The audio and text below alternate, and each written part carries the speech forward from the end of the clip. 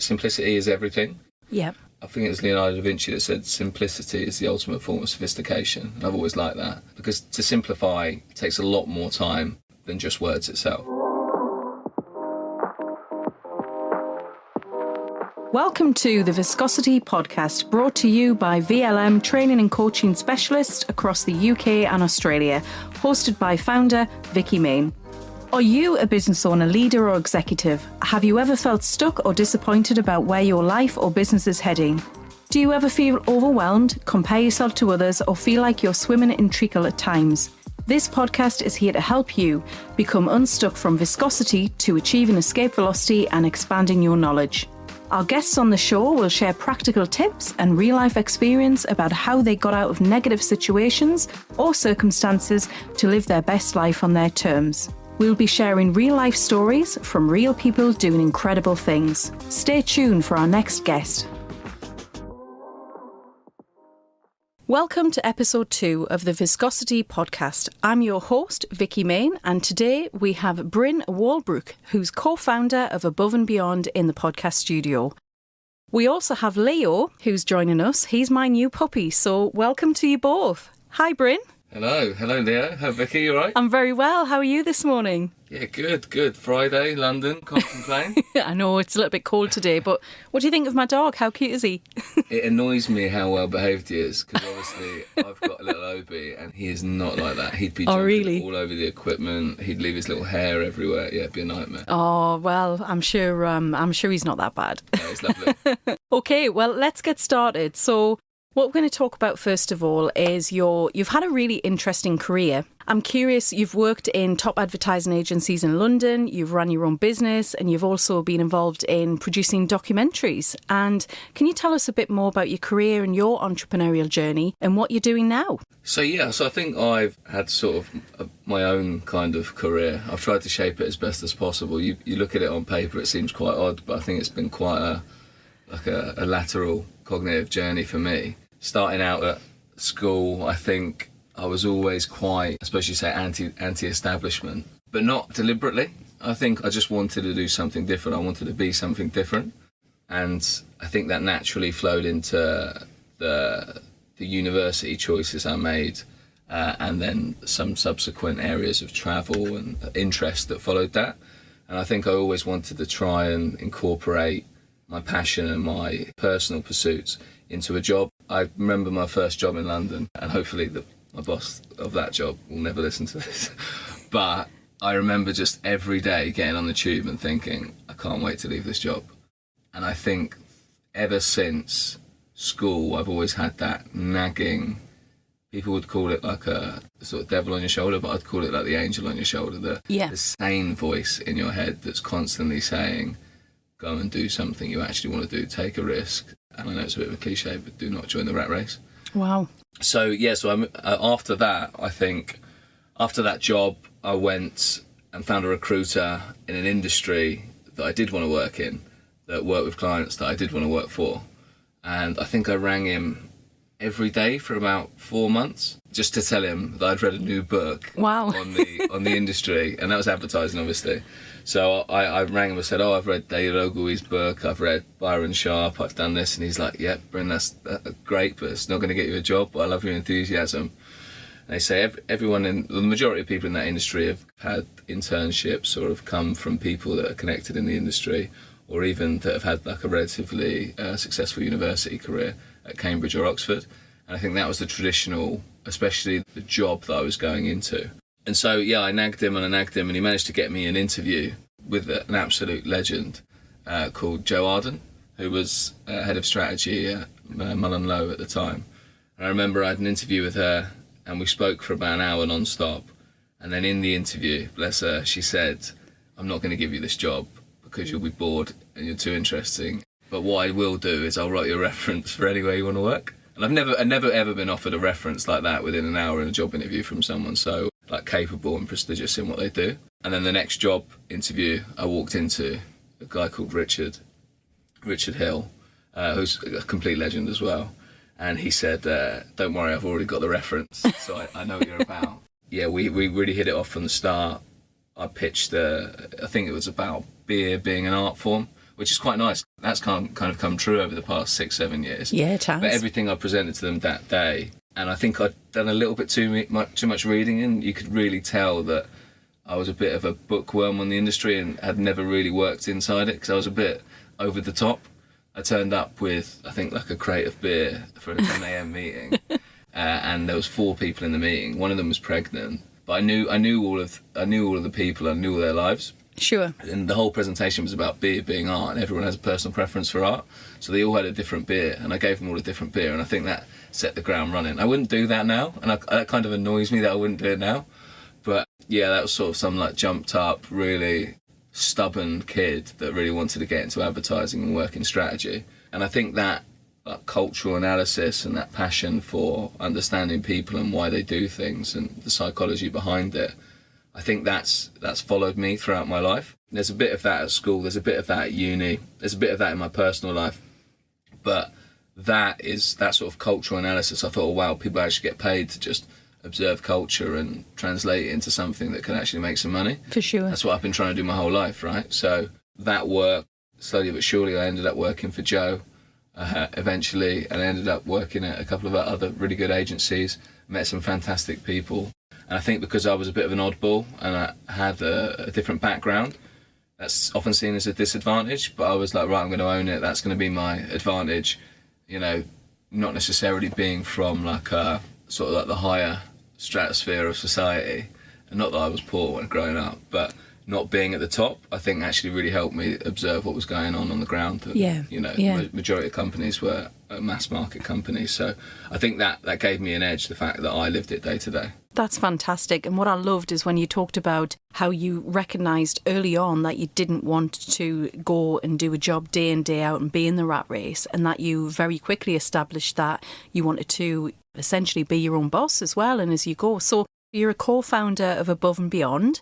And what inspired you to set up the business in the first place? And tell us about the backstory, and we'll talk about the future and what that holds as well. So yeah, I think I was coming up to about 6 or 7 years in advertising, a bit emotionally worn out, not burnt out or anything like that. It was obviously a tough job. I worked at some good places. The last place I worked at was an agency called Saatchi Saatchi, which is obviously very well known around the world. But I think I was trying to constantly present the future, and I always had one eye on what comes next. And I don't think the majority of established brands that have a lot of stakeholders, a lot of people on the board, can move as quickly as that. And so I was constantly trying to say, what about tomorrow? What can you do in 5 years? This is coming. You need to prepare for it now. And being a relatively young person and, you know, not the most senior, not junior, but not senior as well, I think it really frustrated me because I felt like I was right. And maybe that's obviously been my downfall a lot of the time. But it was also the progression of my career was also just a progression of independence. You know, financial independence, personal freedom, time, those sorts of things that really mattered to me, like adventure, going away, learning new things. So I decided I'm leaving advertising. What am I going to do next? And there's this cracking bloke called Sam Conniff who wrote Be More Pirate. I love that book. I absolutely love it. I owe him a lot. He's an absolute... I mean, a lot of people in this town owe him a lot.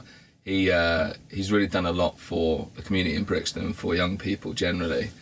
Funnily enough, if we go back to the first year of advertising, he was actually one of the first people I ever went and saw talk, which is probably the most ridiculous perception of advertising, because he talked about ethics and sustainability and how to make the world a better place through advertising, which I thought was sort of infecting into advertising, and I thought, what a great place to work. So that's why initially I wanted to get into advertising. That wasn't the case. Yeah. But I pitched him, that's still like annoying, jumped up kid, and I ran up to him after he did a talk and pitched him a campaign about a backpack, which was ridiculous. But, you know, he invited me to his offices the next day. We spoke for an hour and a half about my life and his life, and just developed like sort of a professional mentor-mentee, I suppose, in an odd way relationship. And anyway, he'd launched a book. I'd helped facilitate some of the strategy around it, and I wanted to help him because anyone that's given me a leg up, I always want to give back to. Anyway, he found out that I was leaving Saatchi, and so he sent an email to this founders community with some astonishing people on that I went and met, some people in San Francisco, some people in the Middle East, And then one of these people was a guy called Will King, who was probably the most upfront of the bunch and the most happy to go on first impressions. I believe in you, let's do it. And so he emailed me, said, I like what you're about, I like your bio, this is the direction I want to take my company in, but my company is a sort of a brand that has an established legacy. We need to create something new, and I think we need a young face to do it. And so he was obviously running King of Shaves at the time, and he wanted to start a brand around something that I was well versed in sustainability and ethical business in the beauty sector. So I said, well, why don't you let me run it? You bankroll me and we'll see what happens. He said, that sounds like a good idea. I thought, Jesus Christ, it's actually going to happen. I think I was 27, 28. I mean, it was quite a hell of an opportunity to be given at that age, especially as we were just going into lockdown. So launching a product probably wasn't the best idea. And yeah, so that was 2.5 years ago. We've launched a lip balm. We've got a deo. We've got shower gel, compostable shower gels, shampoos, conditioners. And obviously it's all starting in the bathroom and the expansion around the home and to create a fully compostable home. But I think the reason why it worked so well, I think it's because Will basically just said to me, I listen to you, I hear you, I trust you, go do it. Yeah. And I think that's sort of the power of that people connection. And it's now a fundamental relationship in my life. Fantastic. And I think I've seen the products and they're amazing. Where can people buy them currently? So we have a D2C website at aandb.world. The best thing about what we do is no one can do what we do at the moment. So in terms of starting the business, we said, let's throw a grenade into a category full of plastic. So that grenade is an ethical, sustainable grenade that uplifts the whole category. So if we can create a business and a brand big enough in beauty that's got the best credentials on sustainability, has the most progressive ethics, and also serves as a platform to support its audience, then we can really elevate what people expect from beauty. We can really elevate what people expect of a category like that. And Tony's Chocolonely did it in chocolate, and now everyone's upping their sustainable credentials. Everyone's getting rid of child slavery in the supply chain. I mean, Jesus Christ, the fact that it's 2022 and there's still things like that going on. Yeah. It was a real eye-opener when we create the brand, and the fact that we can proudly sit there on our credentials and sell a product that is more sustainable, as good quality, and hopefully soon enough accessible. So we should be launching in America next year, and hopefully we should have a retailer in the next 6 months. But we've been close to that before, so I know that anything can happen, and I'm fully equipped. Yeah. Any plans to launch in Australia as well? I'd love to launch in Australia. For our Aussie listeners? Yeah. Do you want to distribute? Well, let's talk after the show. Yeah. I think we will. I mean, obviously the ultimate ambition is always world domination, right? But I think it's especially landing in the UK, it's gone really well for us, although we are still just a D2C brand, and that's painful. The minute we get in a Boots or a Sainsbury's, Tesco's, everything changes for us. And then America, and then Australia, and then Europe. Exactly. Fantastic. Oh, that's brilliant. And I know it's playing the long game, isn't it? And certainly great backstory as well. And now I know, having chatted to you prior to the podcast, storytelling is one of your superpowers. And how important do you think this is in terms of business and how brands are portrayed, especially because you've worked in the advertising industry, and I work with a lot of small business owners who are constantly thinking of ways to get their message out there and their brand, and storytelling is a really good way of doing that. But how important do you think this is, and have you got any tips for anybody listening? Well, it's interesting, isn't it? Like, I don't see it as a superpower, I kind of see it as the backbone of everything. Yeah. So to me, without stories, life is without meaning, right? We paid for these coffees in front of us with money. The only reason we believe in money is because of the story behind it. Stories are everything, right?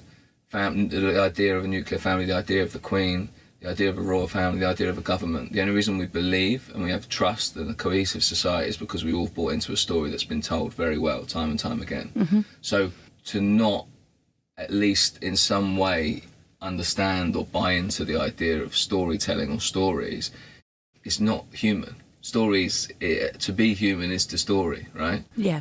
So I think, I don't know, in terms of advice, it's funny because I'm not one to dish out advice. I think I'm too young to dish out advice. Oh, come on.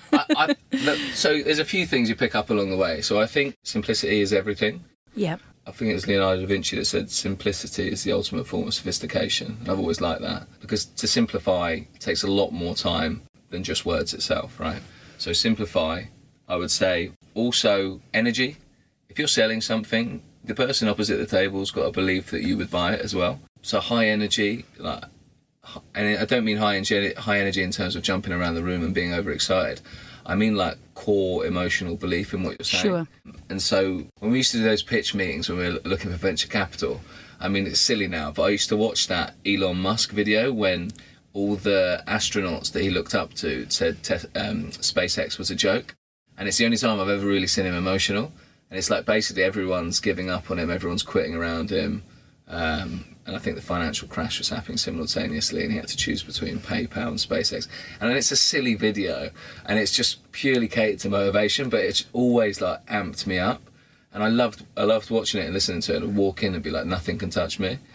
That's one of the funny things. I've learned a lot in the past 10 years, but in the past 3 years of running A&B, I think people don't owe you shit. Like, walking into a room full of millionaires or people with a B next to the number of digits in their bank, I think we seem to think that they're either better than us, smarter than us, or know more than us, or just better connected. And some of those things might be true, but they're not always true. And so you should go into the room, metaphorically speaking, with your head held high, saying, do you believe in what you're trying to do? Is it for the right reasons? Then no one can touch you. And I think I learned that quite early on with a very standoffish VC. Yeah. And I did feel quite like small and pathetic. And then I got a little word in the ear from someone in the team who says, just remember, he doesn't owe you. Fantastic. And again, this is a really good segue, because you strike me as a very courageous man. And certainly it takes courage to continue running a business and growing it to the scale of what you're talking about. Can you tell us where this courage comes from and this risk appetite? And I know you shared a story about what you did a few years back when you took yourself off abroad. Tell us about this, because I think this does form part of the bigger picture. It's funny because I don't know if it's bravery, but then again, when I say that, the choice between making a decision based on fear and a decision based on bravery is an easy decision to me. Why on earth would you ever make a decision based on fear? So there's only ever one choice, and it's the brave one, right? I think it's also the decision that is harder in the short term and more beneficial in the long term. And it's not, for me, it's become so habitual that it's not a choice. It's something that, like, just inherently in the back of my head. I don't know where it comes from, but I suppose the story you're talking about is when I went to China when I was a kid, right? Yeah, so I think that comes from like a desire to be different as well, in whatever cliched way that is. So obviously when we were finishing our exams at school, everyone's doing the standard, go to Ibiza, go to Magaluf, go to your typical holiday destination with the lads. It's not that I didn't want to do that, it's that everyone had done that, and that didn't seem like, that sounded like a really passive, robotic decision to make, and I couldn't think of anything worse. But I did go. And then a week later, I went to China. I booked a one-way flight to China, because I was like, right, what's the maddest thing I could do? And I suppose there's no Instagram at this time, early Facebook, and I just wanted to go. I didn't know what to expect, and that's that. My mum had a stern word with me. It was like, what are you doing? And I thought, well, this is the point. It's like, do what scares you every day, right? What could be more scary than going to a place? And I didn't just go to like Beijing and Shanghai. I went to literally the sort of rougher neck of the woods and some of the more interesting places. We took a 12-hour train out of Shanghai to Hangzhou, sat on Westlake for 2 days, and I didn't see another European for 5 or 6 days, sort of thing. And I know it's difficult, isn't it? Because I think deep down, like, adventure's a very like fundamentally human thing, and even in the last like 100, 200 years, pretty much the landmass at least been pretty much covered. And so I've always had a desire to explore and find interesting things, and it's more of like a people thing. And the people I met along the way, they were like, although it's not 19th century and back, it was very much 21st century travel. People still were like quite surprised to see you, would take pictures of you, would like poke your skin and be like, what is this individual? Wow. And it was good fun. Like, I loved it because it was like, right, I felt like an independent individual. I felt like I was doing my own thing. I'd work to save up the money to go. I didn't know where I was, but I also didn't really care. Like, I carried myself really well, and I was so proud of myself. And everyone I met that could speak English was like, I can't believe you're 18. Wow. And how long were you there for? I was there for about 5 or 6 months, and I treated myself at the end and went to the Rugby World Cup in New Zealand. Wow. It's quite, at the time, that's quite progressive and, you know, certainly demonstrates how brave you are as well. And it's not like it's like I go, oh, this is a brave thing. I go, cool, this would be weird, or this would be interesting, or this would be a story. And to me, that is, I would much rather have society of, a million individuals than a group of a million people that just do the same thing. There's exactly. No progress there, there's no evolution, there's no excitement, there's no art. You have loads of individuals. I know we all want to sort of group everyone in, but when we have a group of individuals, like, amazing things happen. Yeah. So tell us about, I know you mentioned previously that you have also ran marathons, and I know because I've run a marathon myself, and my mindset around, if I can run a marathon, I can do anything, because it takes a hell of a lot of discipline and focus to be able to do that. So tell us about how that has helped you be a better entrepreneur and build your resilience. It's funny because you say resilience, it's like, I hate running, and I've always hated running. And my dad was a runner, and I never wanted to be a runner. But it's so funny because I was like, I think I was probably 25, 26. And I thought, what do I hate more than anything else in the world, like exercise-wise? I thought running. I was like, okay, so that would be the perfect way to learn how to like suffer more regularly. So I think it was around the time where David Goggins was rising. Oh, David Goggins. Exactly. What a rock star. Exactly. And he says, learn how to suffer, and the more suffering you put yourself in, the more suffering you can deal with. So I thought, like, if I run a half marathon before I get to work, nothing at work can test me. No one can upset me. No one can get to me, because I just put myself through the ringer. And I used to do that all the time, until a point where I was like, actually, I just ran 30 kilometres without realising it, fasted, because I used to take no water or no food, which is a bit sadistic, because I had a brother-in-law in the army, and he always used to say there's no water in the desert. Right. And so I was like, oh, right, so how far can I run without? It was just stupid and self-destructive. But at the same time, I thought, well, I can actually do a marathon, I reckon.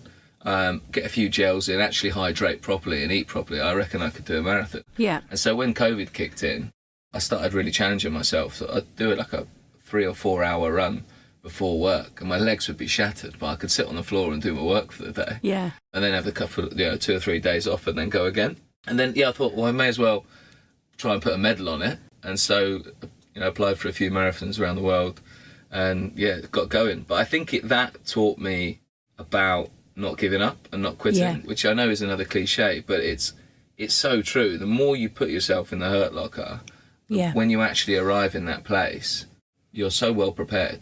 Yeah. And you're so, nothing can break you. And obviously when going for life's not that bad. No.